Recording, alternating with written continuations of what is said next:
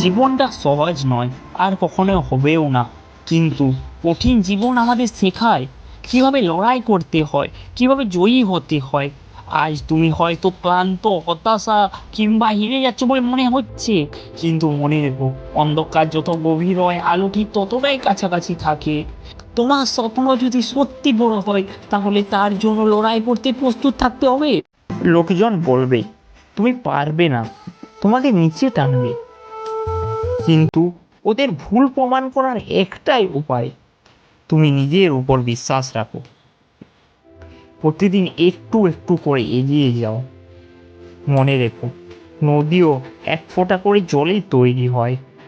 তুমি যদি থেমে না যাও, তাহলে দেরি হলো একদিন ঠিক পৌঁছে যাবে তোমার লক্ষ্যে।